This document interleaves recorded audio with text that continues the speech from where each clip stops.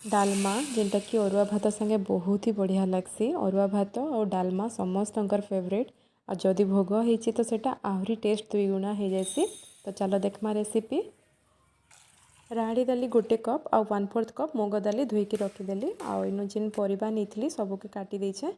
तापरे गोटे जगार आम इनु पानी गरम होला परे हल्दी नून आ जिन सब परिबा काटिकी रखी सब ऐड कली दाली ऐड कली गोटे बड़ टमाटर देली आ ताके लीड लगेकिना छाली देली सिझबार लगी। अदा आ जीरा इनु कुटी दौछे मुई। देख ये रेडी हो गला।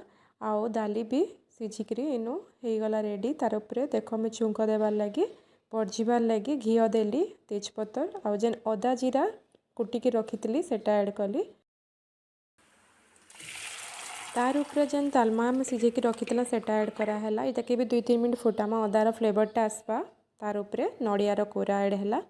डालमार मसला यहाँ टी भाजिकी ग्राइंड करदेली ऐड करदेली तार उपरे। तापर ताके 2-3 मिनट फुटेदेला डालमा रेडी हो जावा। एबे देख परचिदेमा तार उपरे टी घी देकरी ना तेल 5 फुटन सुखा मिर्चा लाल मिर्च पाउडर देकरी तार उपरे परचिकी लीड लगेकरी 10 मिनट छाड़ीदेमा।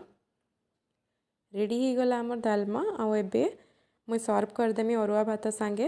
अरुआ भात डालमा आउ इटा थिला खट्टा टमाटो खट्टा कदली भजा बैगन भजा एतकी थिला आज मोर भेज थाली। केनता लागला वीडियो जदि भल लागला तो गोटे लाइक करबे पेज के फॉलो करबे।